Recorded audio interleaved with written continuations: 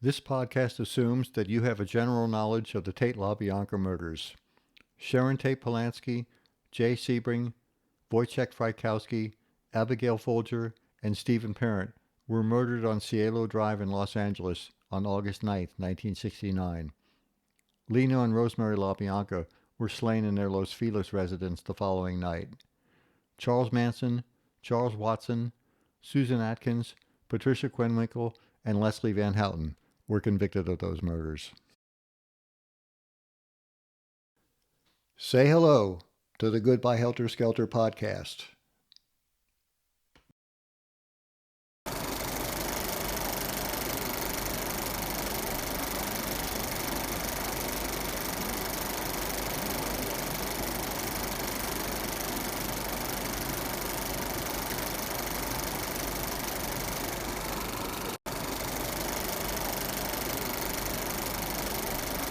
Hi, I'm George Stimson, and this is the Goodbye Helter Skelter podcast.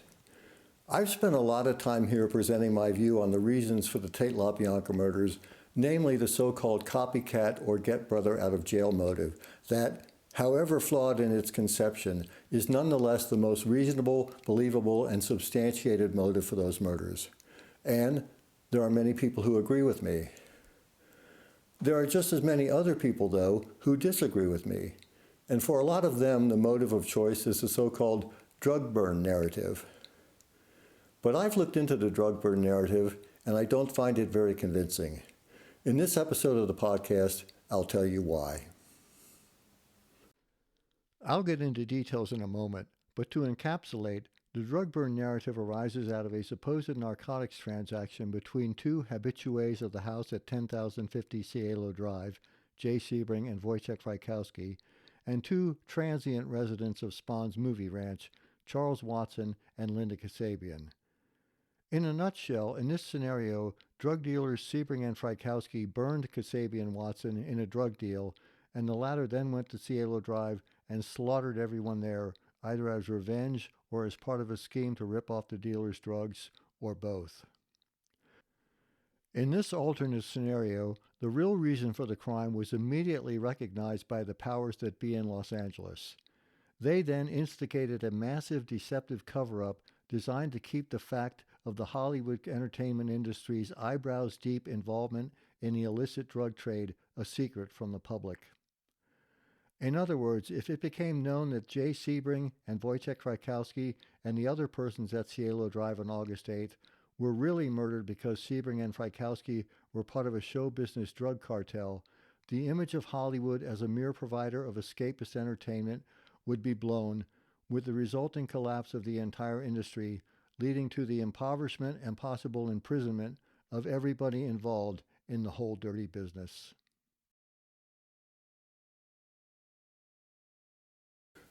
It's not that I don't want to believe it. I mean, a drug deal gone bad is as good a motive for murder as anything else. It's just that the drug burn narrative is not very convincing.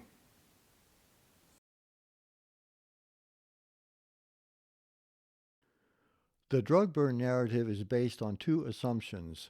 One, Jay Sebring and Wojciech Frykowski were major narcotics traffickers.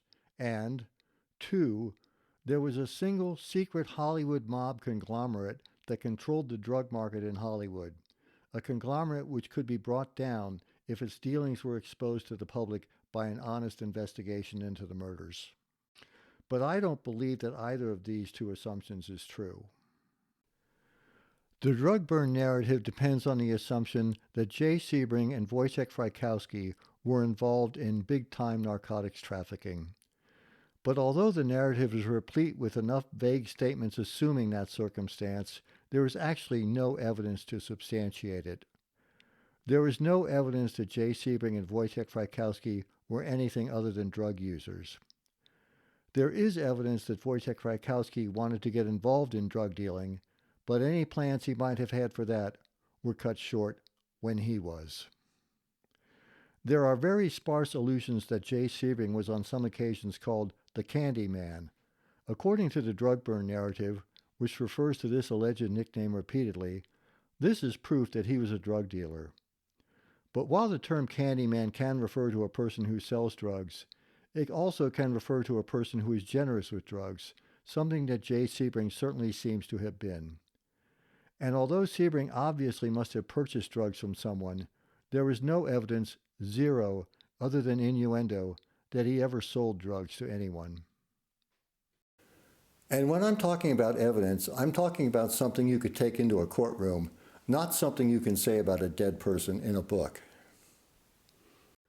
The drug burn narrative has it that Sebring's cocaine wholesaler was Joel Rostow, an actual mid-level criminal with connections to organized crime. Since Rostow did deal drugs and frequented Sebring's hair salon, it is indeed possible that he sold some coke to Jay. But that doesn't make him anything like Sebring's wholesaler.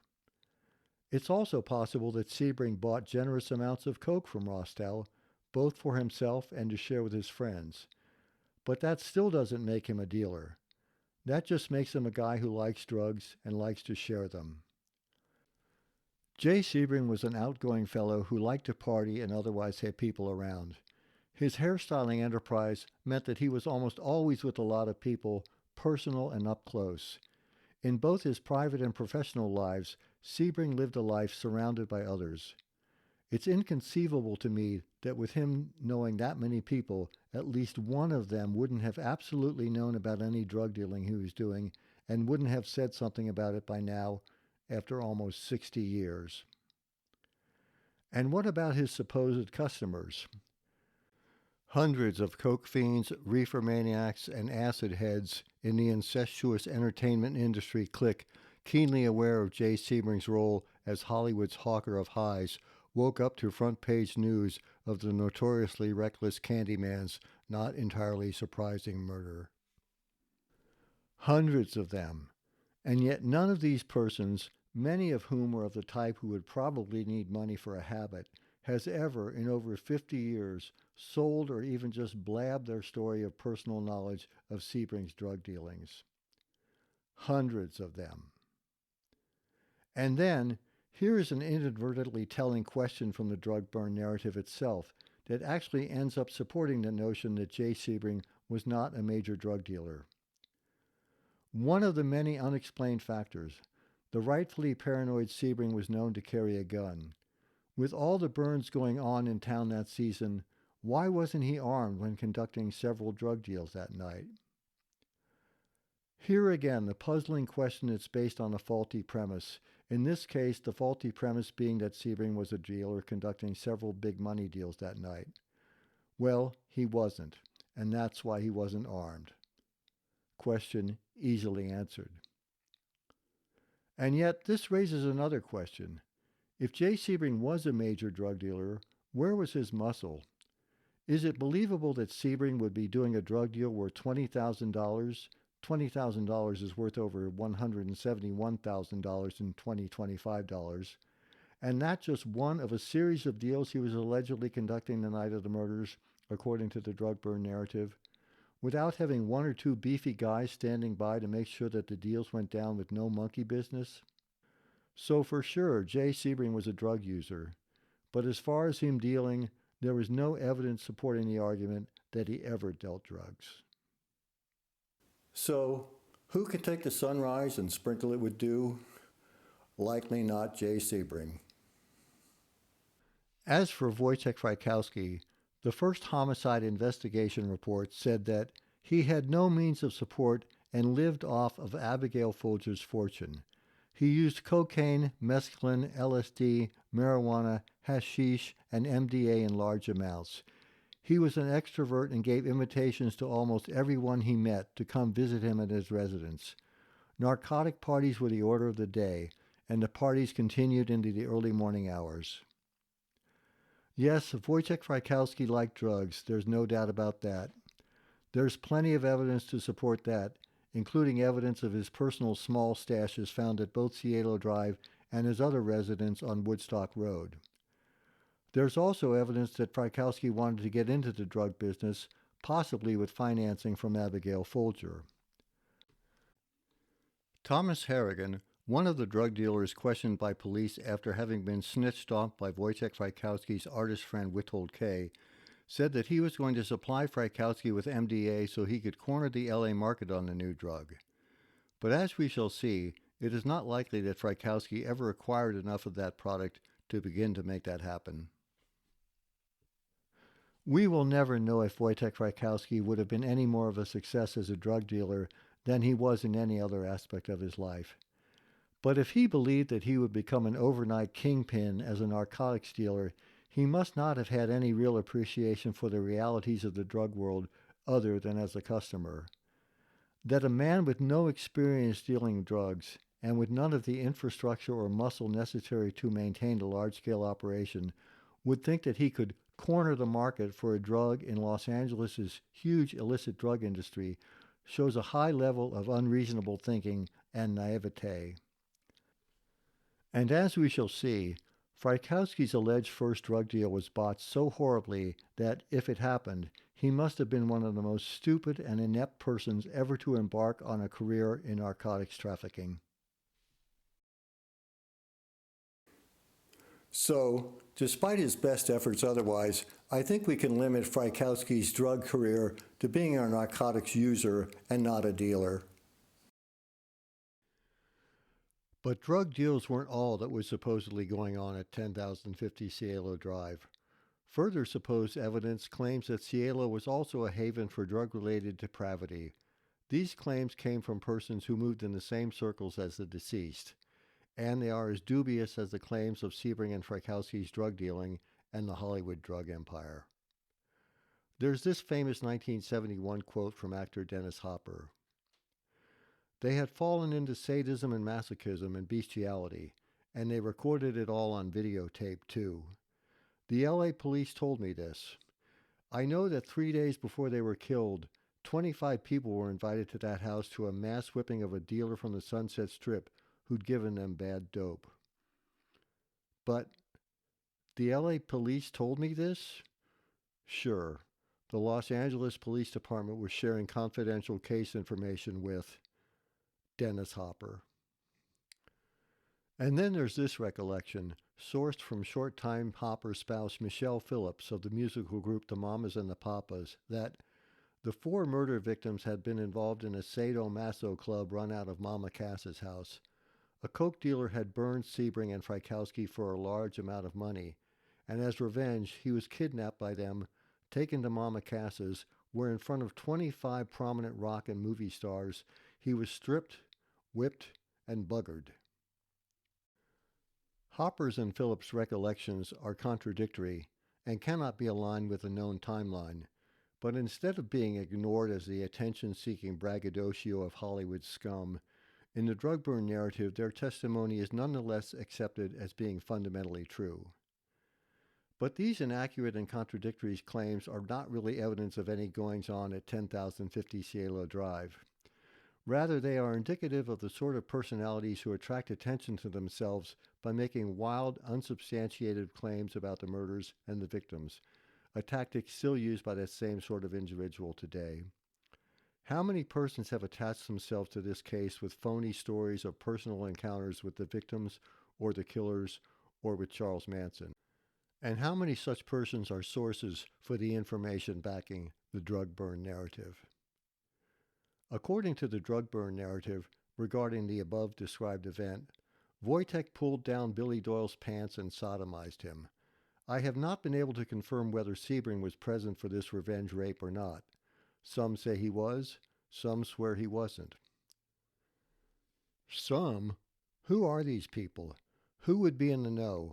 25 prominent rock and movie stars? Participants? Witnesses? If they are saying Sebring was or wasn't there, are they saying that they were there? If so, who are they? Because of quotes like the above, again according to the drug burn narrative, we know that Frykowski drugged Billy Doyle and stripped, whipped, and buggered him in his helpless, intoxicated state. But in fact, we don't know anything like that.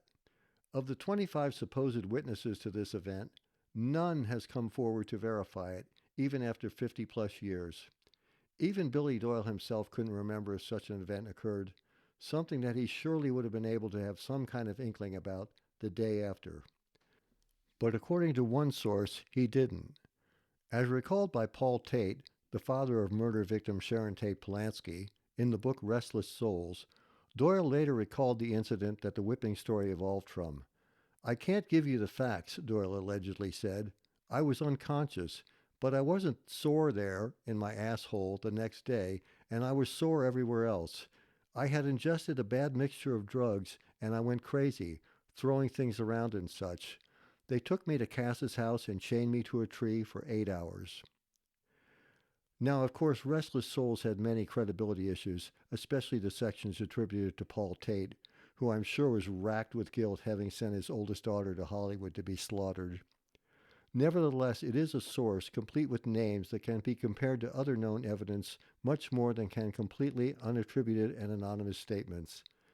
In fact, Souls is the source for the contention in the drug burn narrative that Paul Tate suspected Jay Sebring of manufacturing LSD on his boat in Sausalito, a demonstrably absurd notion. There are countless such unsubstantiated claims connected with the drug burn narrative, many more than can be addressed in this podcast.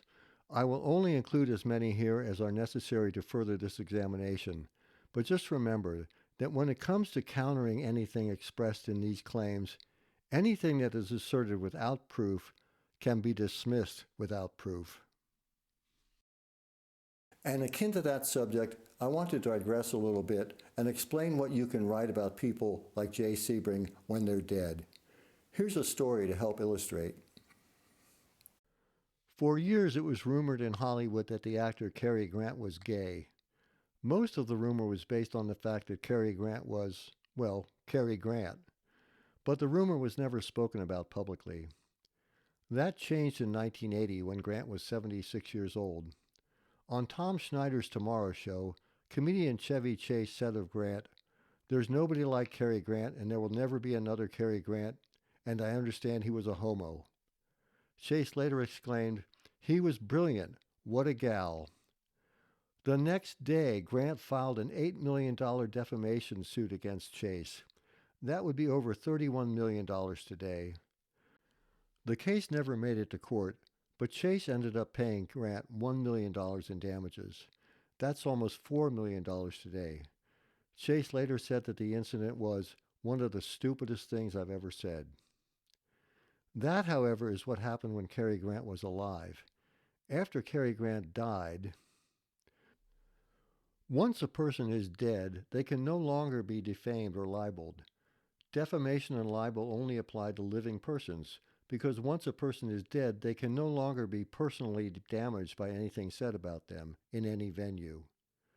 Therefore, in the case of Cary Grant, now that he's deceased, I can say here publicly and with certainty that Cary Grant was absolutely, repeatedly, and willingly fucked by Charles Manson in a wild consensual homosexual affair that began shortly after Manson's arrival in Los Angeles in 1967.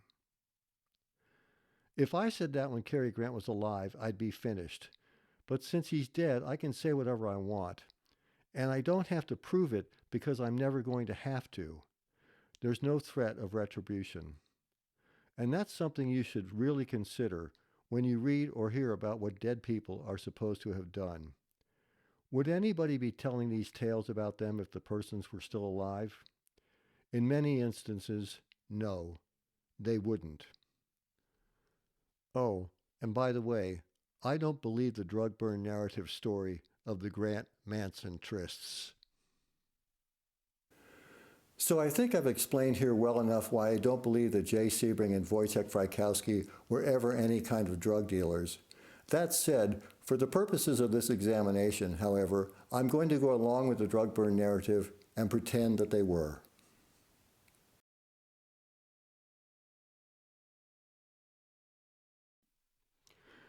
The drug burn narrative would have it that all of the real reasons for the murders on Cielo Drive were kept from the public by way of a massive cover-up of those reasons, which began with the first officers investigating the crime in early August of 1969.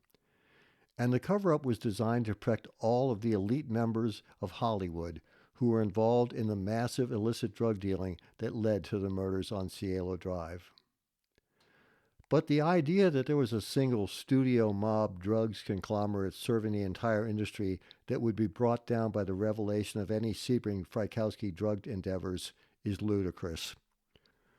When you consider all of the people in Hollywood who are using drugs, you have to look beyond just the performers to the many thousands of support people in the industry, the people who work in the system for any other reason. People like set builders, electricians, gophers, scriptwriters, consultants, sound people, location people, finance people, publicity people, an endless list of people as seen in the closing credits of any film. Very many of those individuals also used drugs, so there were likely scores, if not hundreds, of separate dealers seeing to their various needs. And that doesn't include all of the people in the music industry. There was no single, all encompassing drug enterprise in Hollywood that would be brought down by any exposed illicit activity of a minor celebrity like Jay Sebring or a nobody hanger on like Wojtek Frykowski. Any interruption in the drug business caused by their murders would have instantly and seamlessly been brought to an end by other dealers eager to fill the vacuum caused by their demises. And everything in Hollywood would have gone on as usual. When it comes to the alleged cover up of drug trafficking in Hollywood, the idea that there is any kind of secrecy surrounding drugs in the entertainment industry is laughable. Hollywood has been rife with drug use and abuse since its birth. Its personalities have been involved with clandestine drug dealing, overindulgence, and murder since the silent movie days of Wallace Reed and William Desmond Taylor. And the public has always known about all of it. In fact, there is a whole cottage industry of newspaper gossip columns, magazine articles, and books that do nothing but report on the self indulgent and self destructive activities of the Hollywood elite. As L.A. Lieutenant Earl Deemer said to Billy Doyle during the latter's police interview, if we tried to publish the names of everybody that used drugs in Hollywood, it would take up a telephone book. Any revelation that a B-grade celebrity like Jay Sebring, who most civilians didn't know existed until he was murdered, and Wojtek Frykowski, who was a total nobody, were involved in drug trafficking that led to their deaths would be just another incident in a long list of drug-related personal disasters that have characterized the show business crowd since its inception. It wouldn't have changed anything, and it would have been forgotten as soon as the next scandal rolled around. In any case, this cover-up has to have been one of the most ineffective of all time, since there was ample coverage in the contemporary press about the possible drug angles to the murders from day one, even to the extent of publicly identifying the supposed dealers who were involved in all of this allegedly clandestine and industry-threatening activity. And the police investigating the crime didn't shy away from a possible drug motive either. Much of the original police report theorizing about the motive for the murders centered on the facts that drugs were found at the crime scene and that most of the victims were fairly regular consumers of various illegal substances. But despite all of this public airing of drugs as a possible motive, according to the drug burn narrative, the police immediately knew what had really happened at Cielo Drive and began covering up those happenings as soon as they arrived on the scene. For example, knowing that the killers were known to the victims and desirous of hiding that fact, the cops cut a screen on the dining room window, removed it, and placed it on the ground outside in anticipation of a phony story which would posit that the murders were random and that their killers actually entered surreptitiously through the window, as opposed to being welcomed at the front door. And the cops had the foresight to set up this phony evidence before they had even put a sheet over the body of Wojtek Frykowski lying on the front lawn. The only evidence that the killers didn't gain entry through the window comes from Charles Watson at his murder trial when he said that he just walked in the front door of 10,050 Cielo Drive. But Watson later contradicted that testimony, and in every other version of the crime he has offered since his conviction, says that he indeed entered the house through the window, apparently being late getting in on the cover-up. Finally, if law enforcement was really trying to cover up the reasons for the crime, why would police include in their reports all of the details of their obviously in-depth investigations into a drug angle, including interviews with known drug dealers who were identified to the extent that they were widely mentioned in the press? If Jay Sebring's tenuous connection with Joel Rostow is the aha bit of information that ties him to underworld drug dealing, and the police wanted to cover that up, why would Rostow's claim of delivering drugs to 10,050 Cielo Drive on August 8 be included in the police report? It wouldn't. But why then would the police and press suddenly drop the drug angle once the identities of the killers became known? What were they covering up? Nothing. The slayings at Cielo Drive were homicides, and thus they were assigned to homicide detectives. And homicide detectives have one job, and that is to solve homicides. They're not interested in anything that doesn't have to do with solving their particular cases. Thus, if Joe Blow killed Richard Rowe because Richard Rowe sold him bad drugs, homicide cops just want to firm up that motive. They don't care where Richard Rowe got the drugs. Cases like that get assigned to narcotics. Police aren't like investigators, reporters following up on every lead to get the full story. They just want to solve their respective cases within their assigned fields and move on to the next case. They're very busy. As Lieutenant Deemer explained to Billy Doyle, we don't have any interest in drugs per se. That's been entirely separate from it. For instance, Harrigan told us a great deal about drugs and we gave him a free ride. We're not really investigating anything that has to do with drugs, only as it has interest in this case. In other words, the homicide cops dropped the drug angle because it didn't have anything to do with their homicides. Therefore, because of the reasons I have given above, I believe that there was no cover-up either by the police or the press of any drug angle to the crime. But despite all of my doubts as to whether Jay Sebring and Wojtek Frykowski were drug dealers or that there was a cover-up of the crimes, for the ultimate purposes of this podcast, I will pretend that all of the aforementioned aspects of the drug burn narrative are true. In a minute, I'm going to take a look at a reconstruction of the crime as taken from the drug burn narrative and see how much of it is supported or disputed by actual evidence.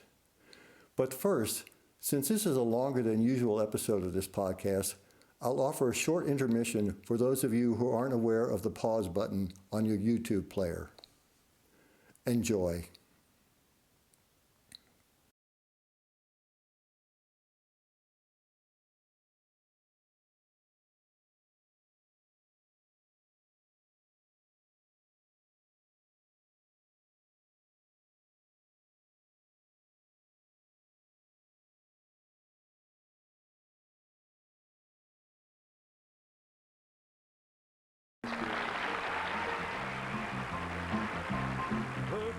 Sunrise, sprinkle it with dew, cover it with chocolate or a miracle that you, the candy man, yeah, the candy man can. The candy man can, 'cause he mixes it with love and makes the world taste good. Who can take a rainbow, wrap it in a sigh, soak it in the sun and make a groovy lemon pie? The candy man, yeah, the candy man can. Oh, the candy man can, 'cause he mixes it with love and makes the world taste good. Oh, the candy man makes everything he bakes satisfying and delicious. Talking about your childhood wishes, you can even eat the dishes. Yay, yay, yay, who can take tomorrow, put it in a dream, separate the sorrow and collect of all the cream? The candy man, yeah, the candy man can. The candy man can, 'cause he mixes it with love and makes the world taste good. The candy man can, 'cause he mixes it with love and makes the world taste good. A candy man, a candy man, a candy man, a candy man, a candy man, a candy man,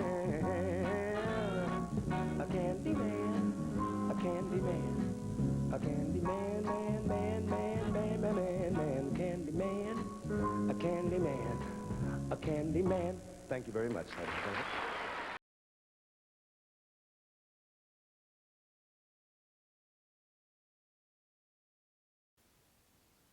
What can you say about the version of the actual crime as purported in the drug burn narrative? To say that it varies from the so-called standard narrative of the crime would be putting it mildly. Let's get to looking at a reconstruction of the crime as taken from the drug burn narrative and see how much of it is supported or disputed by evidence. One of the main driving forces behind the drug narrative is the testimony of Susan Atkins during the penalty phase of the Tate LaBianca murder trial. In that testimony, Atkins claimed that Linda Kasabian told her that she had been ripped off for $1,000 when she went up to some people in Beverly Hills and asked them for some new kind of drug, MDA, LSD.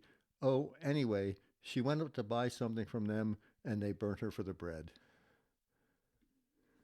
There was a similar claim made during the penalty phase of the trial by Nancy Pittman, who claimed that Kasabian told her that they went up to a house where she had known some people before, and these were people who had burnt her for some money or something on some dope deal, and she told me they went up there and they killed the people.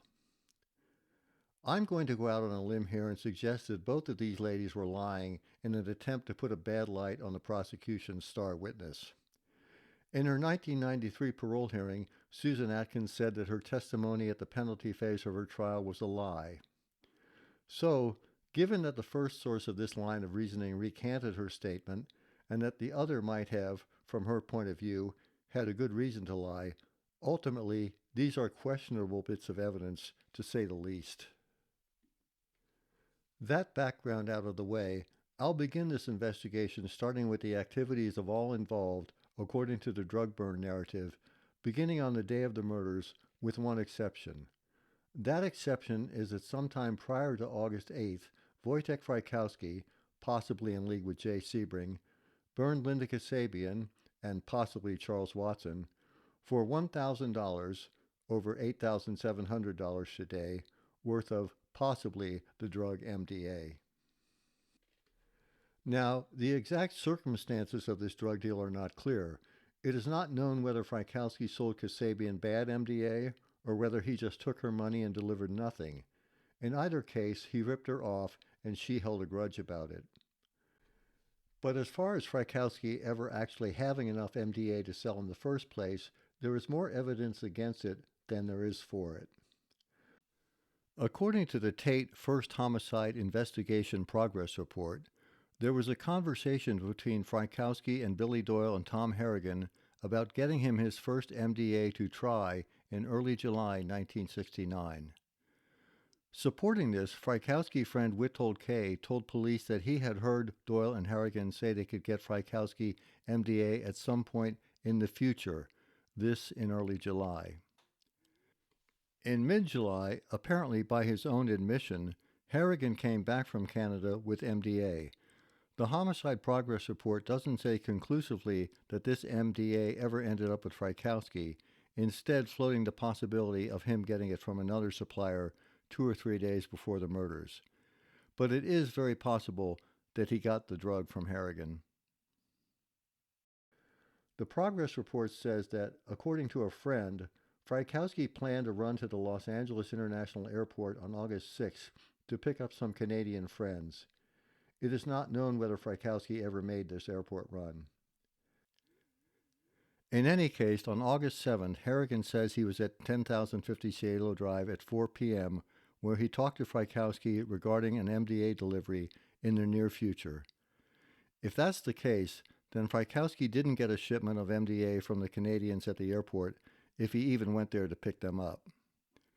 If Thomas Harrigan and the homicide report are to be believed, Frykowski didn't have any MDA in the days before the murders, so he wouldn't have had any, good or bad, to sell to Linda Kasabian before August 8th. So, if he did cheat her, it must have been a straight, take your money and give you no drugs ripoff. It would not have been bad dope as per Susan Atkins, but no dope.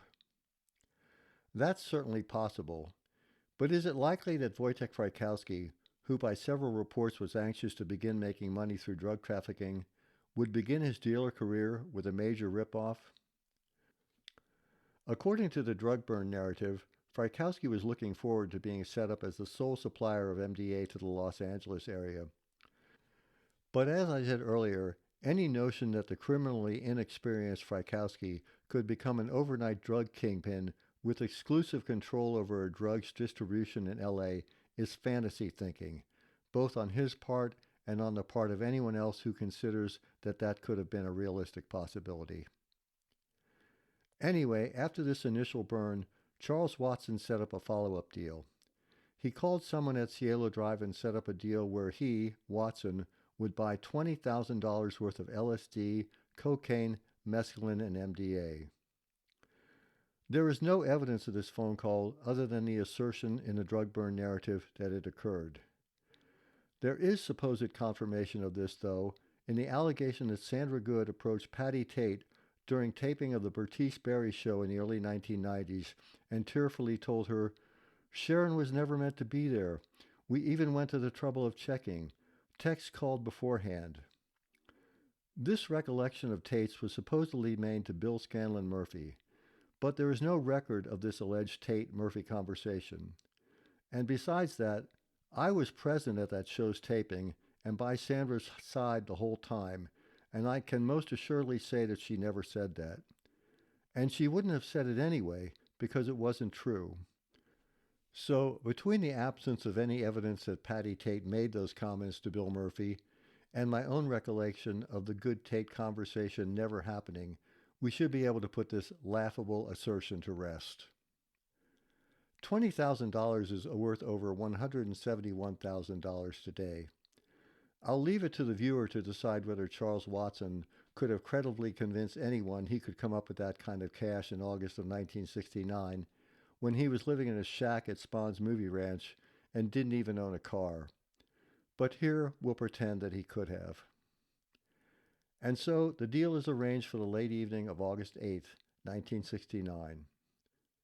So, what happened on August 8th? According to the drug burn narrative, Watson's wasn't the only deal set up for that day and evening at Cielo Drive. According to the narrative's major info source, several other drug deals were conducted throughout the day and evening, and there were more visitors than he could ever identify. 3 of these alleged shady characters, however, are identified in the narrative. But according to other persons actually known to have been present at 10,050 Cielo Drive on August 8th, the only persons present all day were the maid, Winifred Chapman, who arrived at 8 a.m., the painter, Frank Guerrero, who arrived at 8:30 a.m., the 2 gardeners, David Martinez and Joe Vargas, caretaker William Garrison, Sharon Tate Polanski and her 2 friends, Joanna Pettit and Barbara Lewis, Jay Sebring, Wojtek Frykowski, and Abigail Folger. Of course, Sharon Tate Polanski, Jay Sebring, Wojtek Frykowski, and Abigail Folger could not later be questioned regarding who was present that day. But all of the other individuals named gave testimony that corroborated each other as to who was present up until late in the afternoon. And none of them remembered a parade of drug dealers going in and out. So we can either believe that the unknown drug dealers referenced by unknown sources were not actually there, or that they were there but they all managed to slip in and out when all of the other people present had their backs turned. Or we can believe that Winifred Chapman, Frank Guerrero, David Martinez, Joe Vargas, William Garrison, Joanna Pettit, and Barbara Lewis were all lying to further the cover-up narrative that drugs were not the probable cause of the murders, and that they were all convinced to lie within days of the murders. But according to the drug burn narrative, there were more covered-up visitors to Cielo Drive on the evening of the murders. One would be Joel Rostow, who bragged that he had delivered a large quantity of drugs to 10,050 Cielo that night. Another supposed visitor was Beach Boys lyricist Van Dyke Parks. But Parks was allegedly there just looking for the house's prior resident, Terry Melcher. He wasn't involved in any criminal goings-on. So if he had really been there, why didn't he ever inform investigating police of the fact?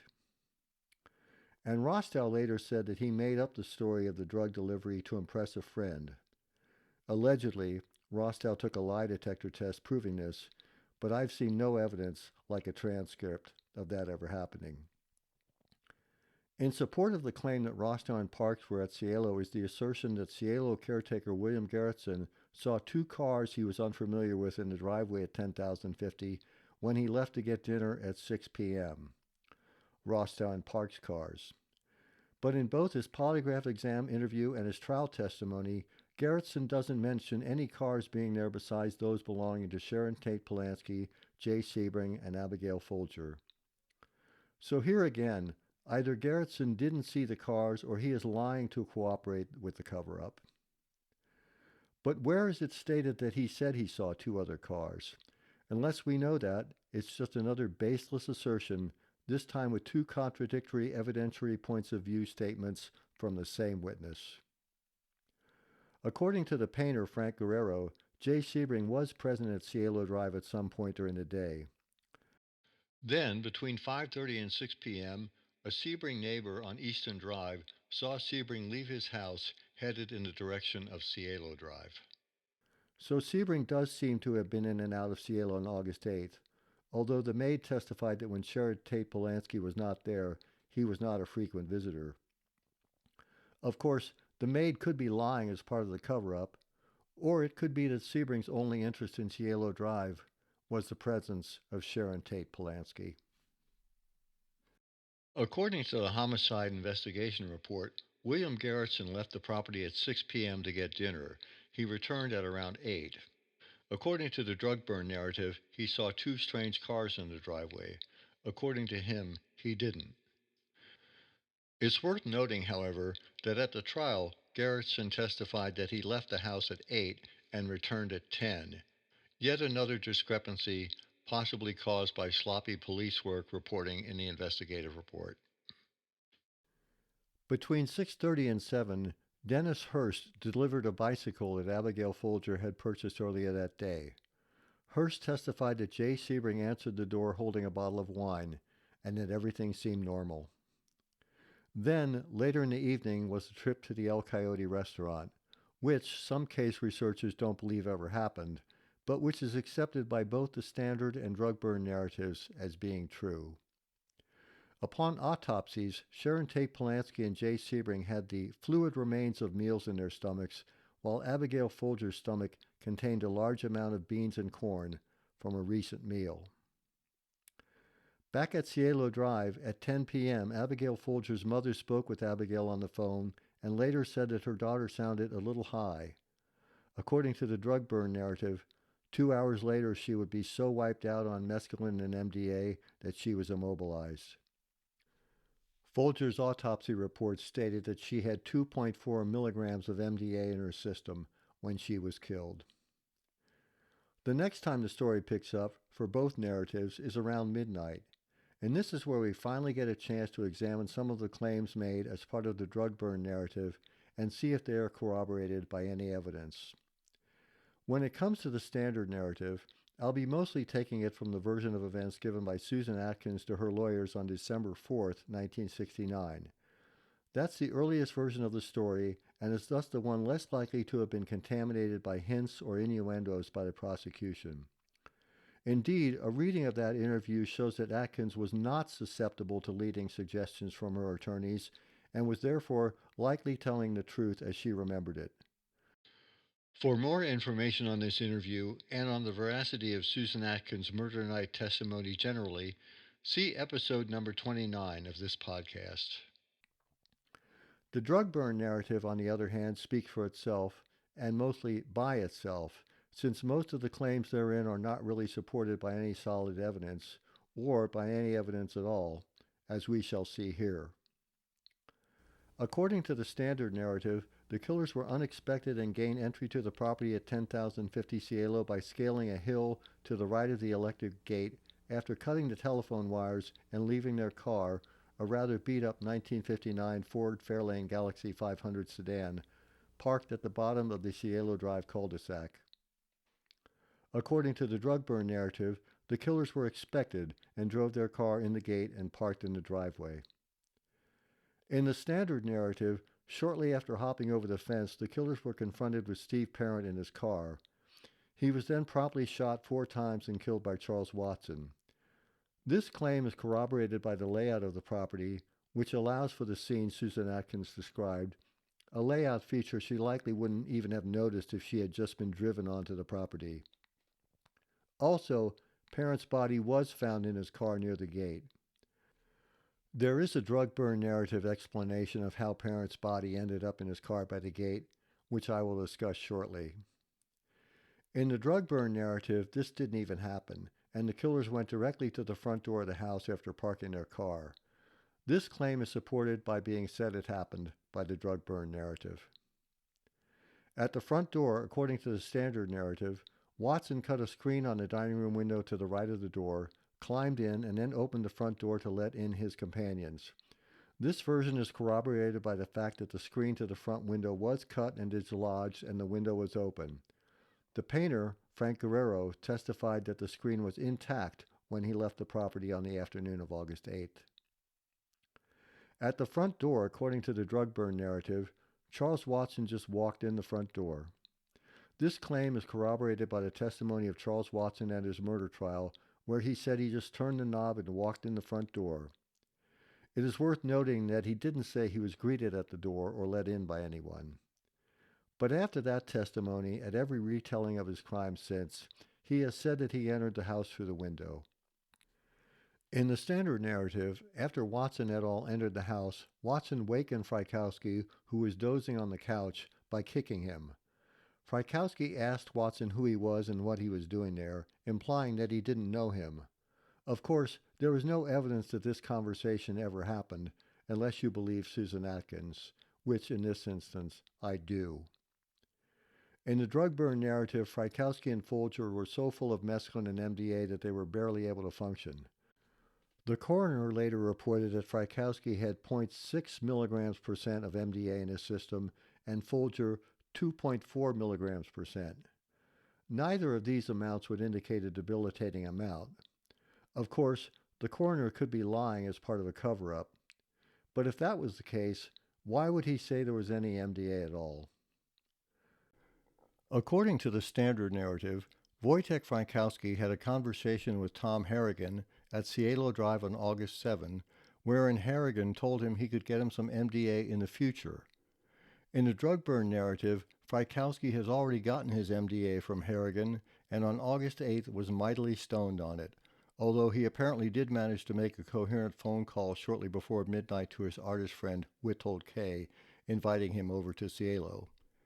As did Abigail Folger manage to get together enough to wave at Susan Atkins as she passed her bedroom door, a detail of the night accepted by the drug burn narrative.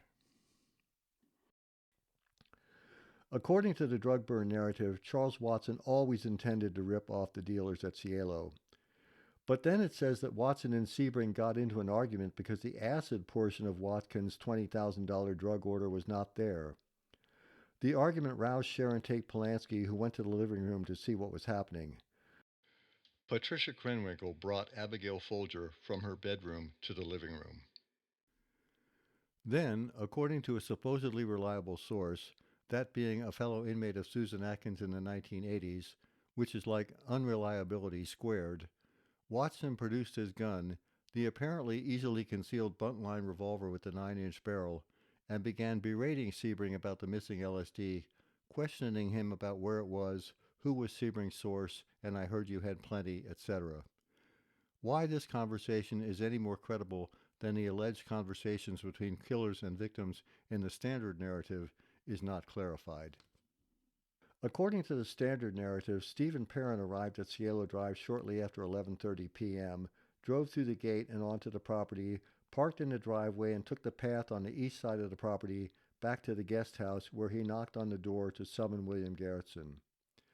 He was allegedly there to try to sell Garretson a clock radio, in which Garretson was not interested. After having the beer, Parent left the guest house and returned to his car. In the drug burn narrative, Parent was in the guest house with Garretson, and by midnight or so, the quarrel between Charles Watson and Jay Sebring was loud enough that Garretson and Parent became aware of it. Leaving the guest house, Parent then supposedly watched through the window into the living room of the main house at 10,050 Cielo for 10 minutes as the argument escalated and Watson began beating Jay Sebring. When a now present Sharon Tate Polanski tried to intervene, Watson punched her. At this point, unseen by the occupants of the main house, Parent hurried away.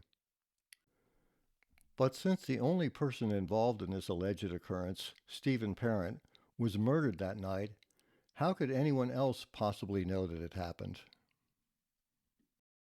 There is no evidence from Sharon Tate Polanski's autopsy that she was ever punched in the face. Scratches, yes, but no punch. Let's pause here and contemplate some of the nonsensical parts of the drug burn narrative at this point.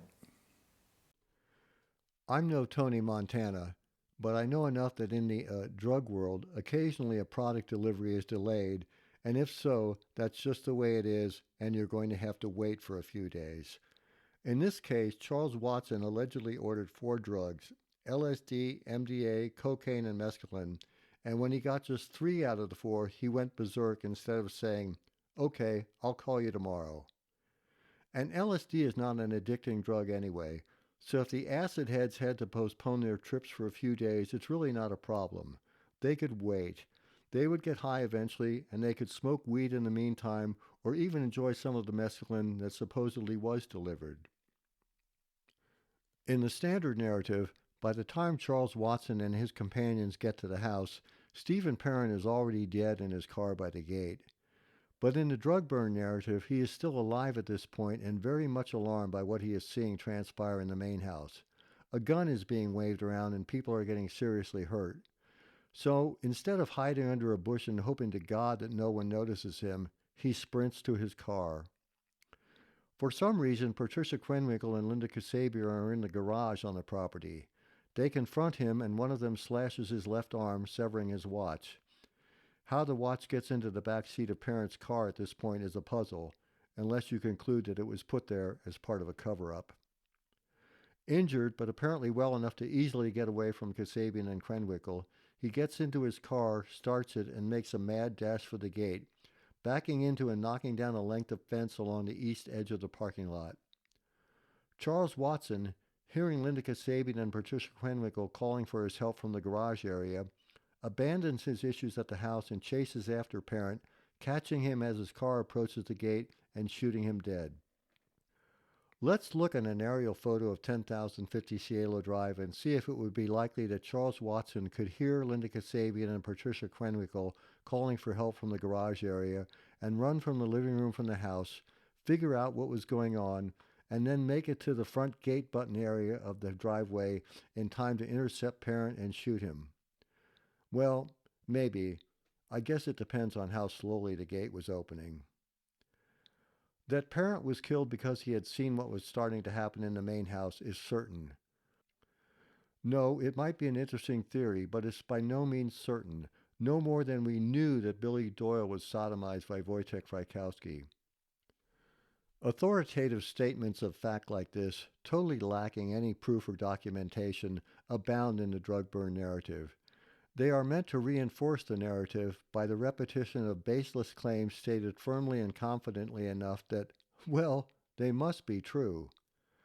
This is a standard persuasion tactic called the illusory truth effect, wherein false information is believed after being repeatedly expressed. It plays a significant role in advertising, media reporting, political propaganda, religious indoctrination, and here, to convince the reader that what is being repeated is true. But it doesn't matter if you say 24 times that Jay Sebring was a drug dealer. Without any real evidence, such claims are just print on a page or air coming out of someone's mouth. Evidence of the chain of events of Parent's alleged hasty departure from the carnage he was witnessing, says the drug burn narrative, is the fact that the rear undercarriage of Parent's car showed evidence of said hasty departure via the fence. But young kid Parent, having just drank a beer at the guest house, could just as likely have backed into the fence during a normal departure and left, a typical basic teenage driver hit and run. Oops! That the debris and marks on Parent's undercarriage was not mentioned at the trial was not because of any cover-up. It wasn't mentioned because it wasn't relevant to the crime. Besides, it was mentioned in the homicide report. Back to the drug burn narrative, The hapless occupants of the house have heard the gunshots that killed Parent and now know that they could be in serious trouble. Watson returns to the house and then keeps beating Jay Sebring as he questions him about the missing LSD. He beats Sebring so badly that his face is as it appears in the photos of him at the morgue, which I will spare the viewer. Having heard gunshots in the driveway and with his face now smashed into a bloody pulp, Sebring finally decides to cooperate with Watson. He fesses up that he has a huge stash of drugs at his Easton house and offers to take Watson there to get it. Watson agrees, but says that Sharon Tate Polanski will go along on a trip to Easton as a hostage. Sebring's and her hands are bound loosely. As the trio approaches the front door of the house, however, Sebring finally determines to fight back and lunges at Watson, this despite the fact that his hands are tied and his face is badly bashed. In any case, his attack on Watson fails as Watson hits him on the head so hard with the buntline revolver that it shatters the gun's grips, parts of which were later found on the front porch.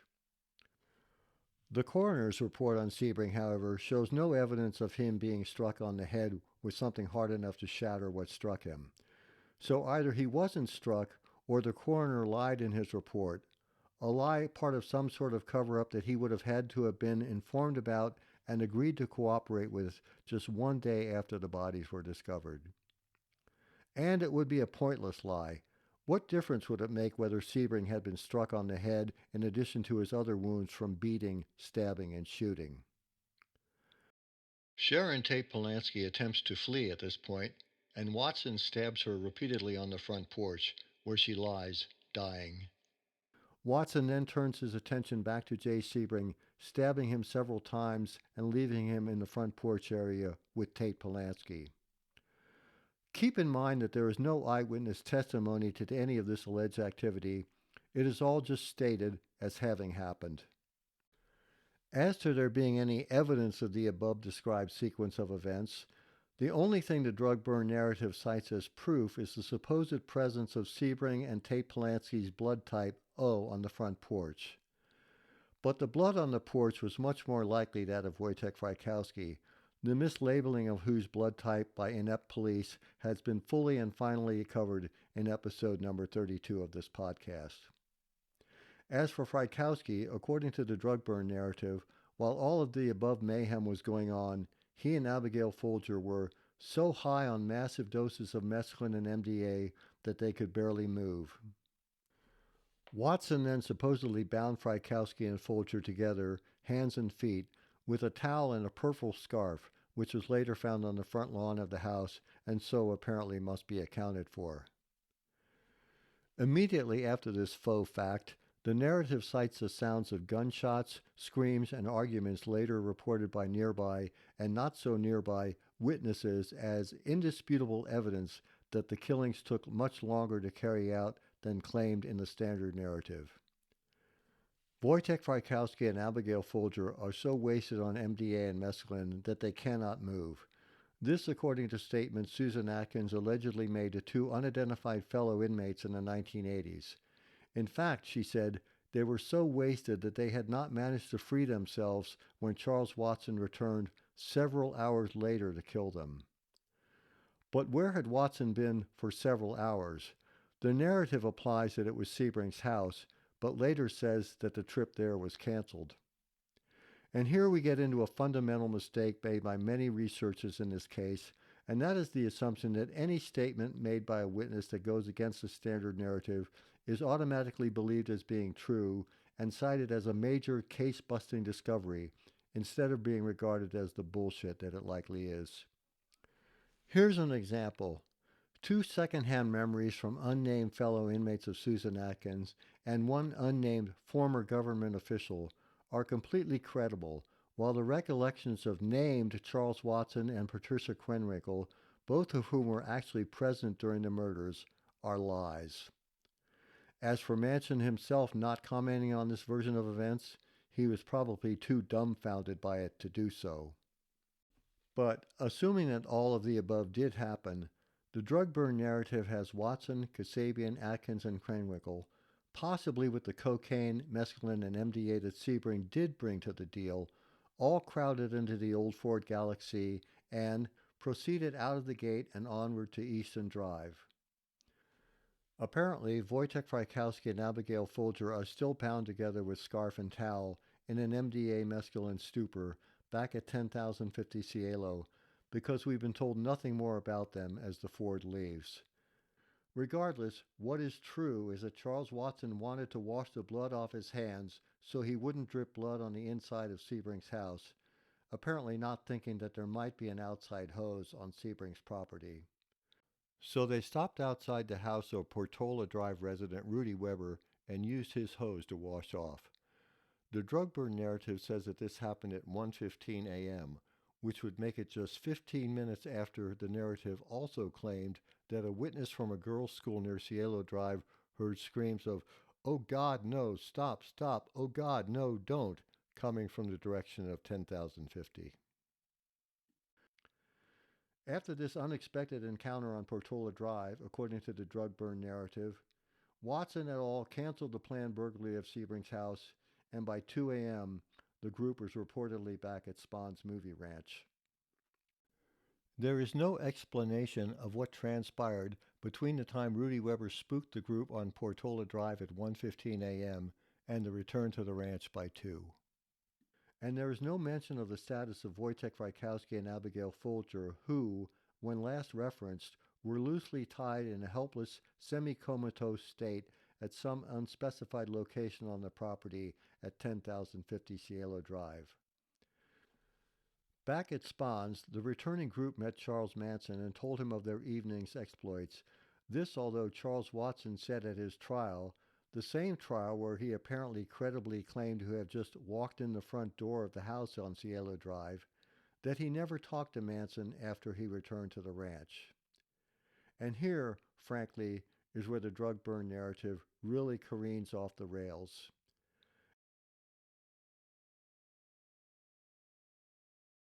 At this point, according to the narrative, Charles Manson and an unknown associate or associates then went to Cielo Drive in order to clean up any clues that might have been left by the killers. This after hearing their hyped up and frantic reports of what went down there. The idea of Manson and possibly others going to the Polanski residence after the murders was first brought to the public's attention by Manson's supposed admission in Newell Emmons' mistitled book, Manson in His Own Words. I don't believe that Manson went to the house. For one thing, he denied doing so during his 1992 parole hearing. Also, he told me personally that he didn't go. But that doesn't mean anything. According to the narrative, Manson was distressed because the killers couldn't remember if they'd wiped away any incriminating fingerprints. So, he decided to go there and clean up. As for his alleged accomplices, the narrative posits that they could have been anyone from a selection of Charles Watson, Bruce Davis, Steve Grogan, Bill Vance, Nancy Pittman, Susan Atkins, Patricia Krenwinkel, and T.J. Walleman. The drug burn narrative spends some time on speculation that Krenwinkel was Manson's accomplice on the trip back to Cielo. But if that was the case, why wouldn't the obviously guilty Krenwinkel not simply say so? It wouldn't have made her any less guilty of the crime she was convicted of, and it would also place more of the onus for what happened on Charles Manson, something Krenwinkel never hesitated to do once she changed her mind about her loyalty to Manson and their group.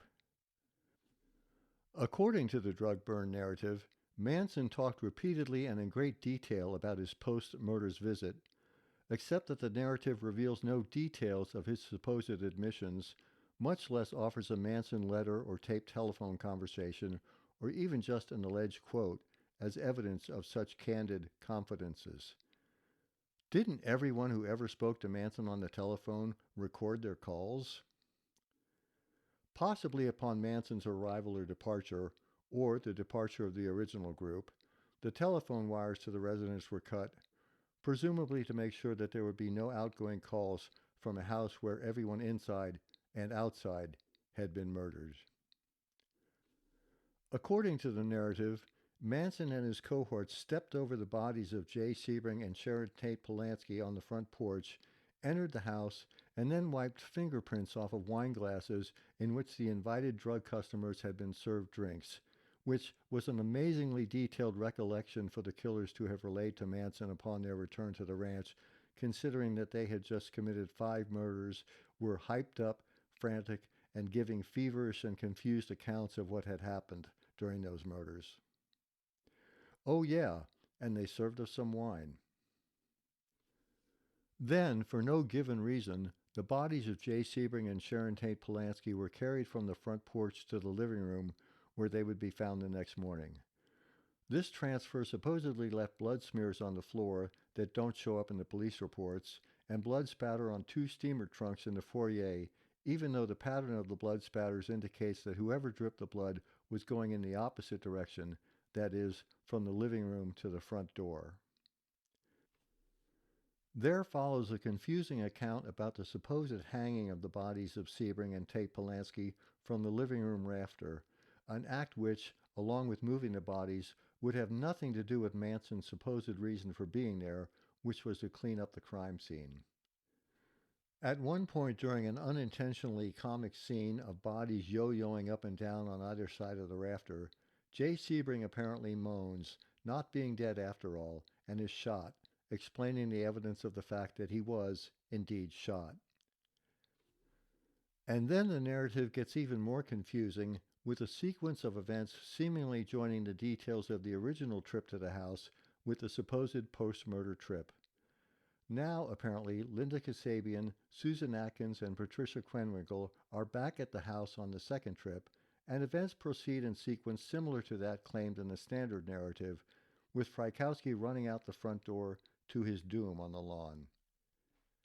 In the drug burn narrative, the again present at Cielo Krenwinkel chases Abigail Folger out of the house and onto the lawn, where she catches her and stabs her to death. This supposedly now happened not at around midnight during the killer's first visit to the house, but at around 4:12 a.m. in the early morning of August 9th, when a neighbor reportedly heard 3 shots.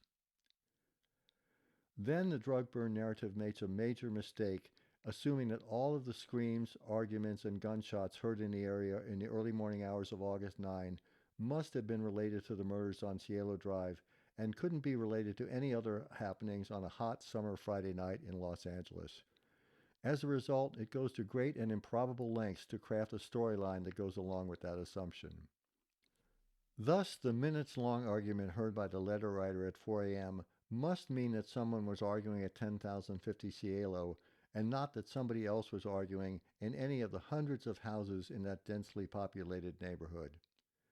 And really, who discreetly revisiting the scene of a quintuple homicide is going to get into a minutes-long argument that can be heard over a quarter-mile away?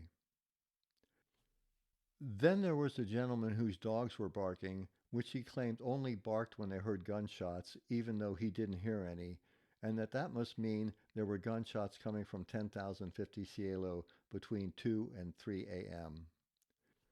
Then there were the gunshots reported by the security guards at 4 a.m. at 2175 Summit Drive and at 3:30 a.m. at 10,231 Charing Cross. Summit Drive is almost a mile away and on the other side of a mountain ridge from Cielo Drive, and 10,231 Charing Cross is over a mile away from 10,050 on the south side of Sunset Boulevard. All of these alleged connections might make good storytelling, but in this case, trying to tie every potential clue into a crime scenario only makes a bad situation worse.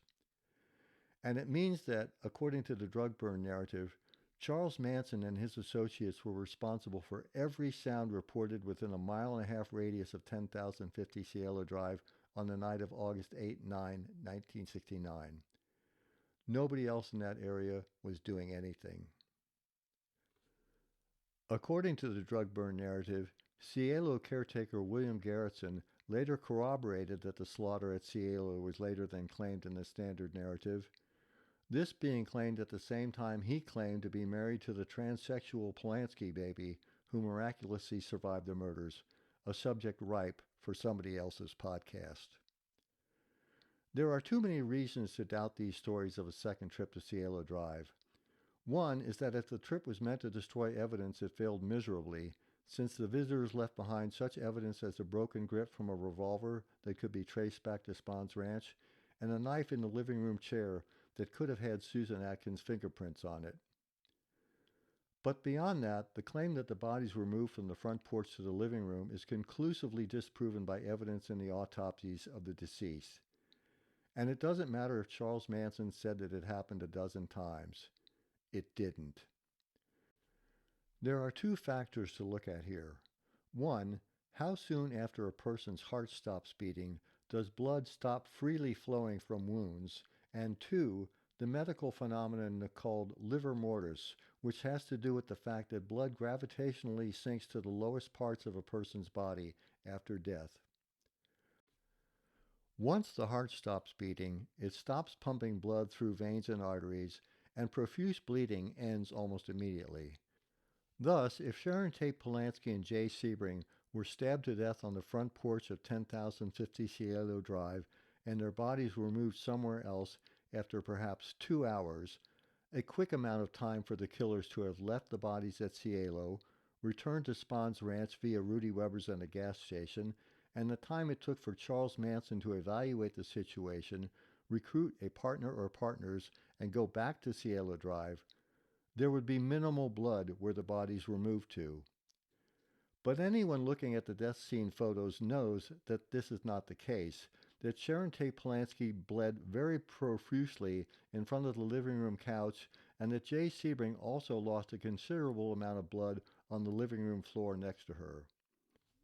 And if you think that the amount of blood where Sebring's body was found is not that great, consider that his left pleural cavity, the area in the chest surrounding the left lung, was filled with 2,500 cc's, or 5.2 pints, well over a half gallon, of his blood. That is where Sebring died of exsanguination. He bled to death inside of his body. So, the incontrovertible evidence of the blood found in and around the bodies of Jay Sebring and Sharon Tate Polanski proves that they were stabbed to death where their bodies were found. But there's more. As I've explained several times in previous episodes of this podcast, there is a post-death phenomenon known as livor mortis, wherein once a person's heart stops beating, the blood in their body stops flowing and instead starts being drawn to the lowest parts of the body by the force of gravity. This force begins within a half hour of death, and by several hours it is fixed, so that if a body is moved after several hours, the darkening of the skin caused by pooled blood does not change. Both Jay Sebring and Sharon Tate Polanski exhibited the effects of livor mortis consistent with the positions their bodies were discovered in. That means that they died in the position their bodies were found in. When you couple that with the amount of blood found in and around their bodies, the evidence is indisputably against any theory that they were killed on the front porch and then moved to the living room a couple of hours later. This is solid forensic evidence. It is not coming from some anonymous third-hand hearsay source. It is real physical evidence, and it doesn't matter how many times or how convincingly Charles Manson told anyone he moved the bodies. He didn't. Nobody did. Period. As I said near the beginning of this episode, I would not hesitate to go along with the drug burn aspect of the crime if evidence of such presented itself. But the police investigated the drug angle so thoroughly and reported all of their findings so completely that we know the identities and activities of all of the people the narrative implies were somehow partially responsible for the murders. And the news media eagerly reported all of this at the time. There was no cover-up, and especially not a cover-up of the activities of a single mob Hollywood cooperative drug enterprise that did not exist. I hope this gives you some idea of why I don't find the drug burn narrative to be credible. There are just too many things wrong with it. There are too many things presented as fact that are merely assertions that have no evidentiary backing. In other words, much of the narrative is just that, a narrative. Too many of the sources are anonymous, or they are from those types of individuals who seek attention, inserting themselves into the history of a famous crime by making wild claims and accusations. Too many of the people supposedly involved in skullduggery are deceased and thus not protected by libel laws that would punish people making false accusations about their supposed sexual or criminal activities if they were alive. Too many things that the narrative finds puzzling are not puzzling if we accept that the narrative is not true. Too many things in the narrative simply don't make sense. Too much of the narrative is easily disproven. It is weak and sloppy, and frankly, it's ridiculous. Remember, extraordinary claims require extraordinary proof. The drug burn narrative is full of extraordinary claims, but it only offers weak, if even that, proof. So that's my take on the drug burn narrative of the crime. But I know that there are a lot of people who still probably feel that it's valid. And if anyone does still feel otherwise, I'd be happy to hear from you to discuss or elaborate on any of the observations I've made here. And I'd be happy to do it on a live future episode of this podcast. So if you would like to discuss or dispute any of the points I've made here, contact me at contact@goodbyehelterskelter.com and we can set up an encounter. But please be prepared to produce supporting evidence and documentation that you feel justifies your point of view. Otherwise, that's all I have for this episode. I'll see you next time on the Goodbye Helter Skelter podcast. This has been the Goodbye Helter Skelter podcast, the podcast dedicated to the truth about the Tate LaBianca murders, Charles Manson, and more.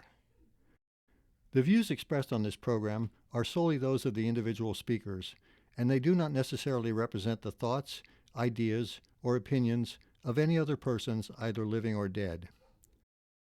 Visit our companion website at www.goodbyehelterskelter.com. There you can find more information about this podcast. Also, check out the Goodbye Helter Skelter Facebook page for information on upcoming programs. And let us know what you think by way of contact@goodbyehelterskelter.com. We will address any comments, questions, or concerns on future installments of the Goodbye Helter Skelter podcast.